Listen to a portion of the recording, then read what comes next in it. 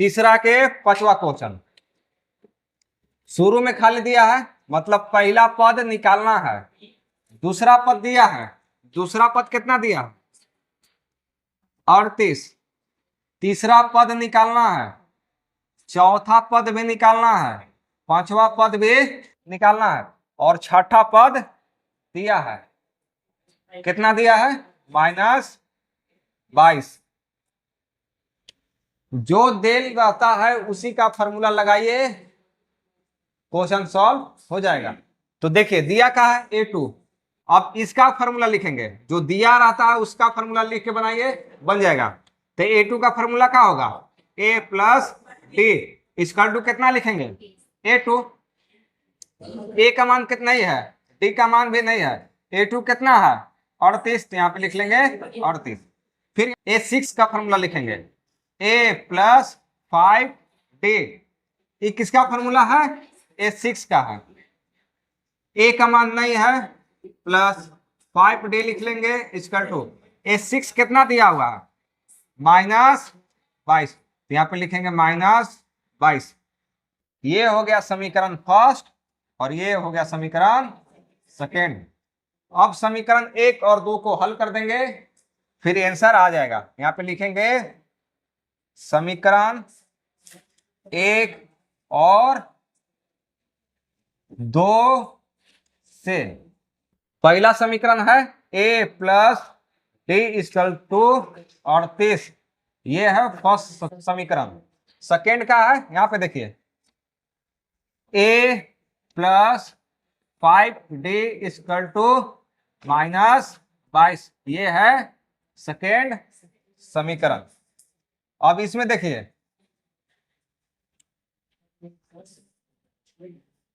A बराबर है, A बराबर है, तो बराबर करने की कोई जरूरत नहीं है। विलोपन विधि से इसको हल कर देंगे। तो यहाँ पे चिन्ह बदल देंगे, एक आगे प्लस है तो कहाँ में लिखेंगे? माइनस। ये 5 प्लस में है तो कहाँ में लिखेंगे? माइनस। ये 22 माइनस में है तो कहाँ में लिखेंगे? प्लस में। अब यहाँ पे देखिए ध्यान से, ई वाला कैंसिल हो जाएगा। अब यहाँ से प्लस और माइनस घटेगा, चिन्ह किसका लिखाएगा? बढ़का के। यहाँ लिखाएगा 4D = अब यहाँ पे देखिए 38 और 22 क्या करेंगे? जोड़ देंगे। मेन चिन्ह ना हो गया, तो 8 और 2 10 के 0, 3 और 2 5 और 1 6। अब यहां से रख लेंगे D बराबर 60/-4। तो D बराबर कितना? भागा दीजिए, -15। 15 चौका 60। तो D का मान कितना आ गया? D का मान आ गया -15। अब निकालना क्या है? A का मान ना, तो D का मान किस में रख लेंगे? समीकरण 1 में। तो यहां लिखेंगे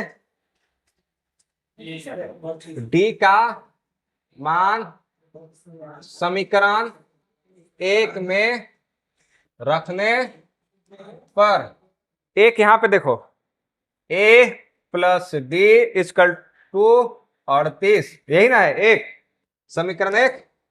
A का A फिर प्लस D का मान कितना आया है? -15 = 38। A प्लस माइनस क्या हो जाएगा? माइनस। यहां लिख लेंगे 15 माइनस बराबर 38। यहां से लिख लेंगे A बराबर 38। ये माइनस में है तो क्या में आएगा? प्लस में 15। अब जोड़ देंगे, जोड़िए 8 5 13 के 3। अब ये होगा 3 और 1 4, 1 हसीलवा 5, यानी A का मान कितना आ गया? 53। यहाँ पे कितना भराएगा? 53। अब निकालना है A3। A3 का फॉर्मूला होता है A + 2D। A3 का A3 बराबर A का मान कितना है? 53। यहाँ पे देखो, फिर +2D का मान कितना आया है? -15। A3 बराबर 53। फिर यहाँ पे देखो प्लस में है और माइनस में है तो माइनस लिखेंगे। अब यहाँ 15 दूना 30, 53 में से 30 खर्च कितना बचेगा? 23 पक्का। देखो 3 का 3, 5 में से 3 खर्च 2, ठीक है। यहाँ पे कितना लिखाएगा 23। फिर निकालेंगे A4। A4 का क्या फॉर्मूला होता है,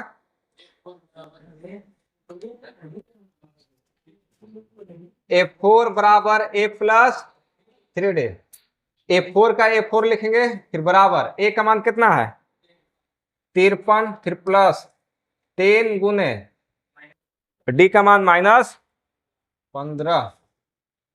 A4 बराबर 53, फिर प्लस है और यहाँ माइनस है तो माइनस लिखेंगे, और 15 तिहाई 45, घटाओ कितना बचेगा 8 बचेगा। कितना बचेगा 8, तो यहाँ पे लिखेंगे 8। फिर निकालना है A5। A5 बराबर A प्लस 4D। A5 का 5, A का मान है कितना 53, फिर प्लस 4 इंटू D कितना है -15, यहाँ पे है ना। तो A5 बराबर 53, फिर यहाँ देखो प्लस में है, ये है माइनस में, तो माइनस लिखेंगे। 15 चौका 60। A5 बराबर कितना बचेगा बताइए -7। यहाँ पे लिखेंगे -7। समझ में आ गया, तो जल्दी से इसको नोट कर लिया जाए।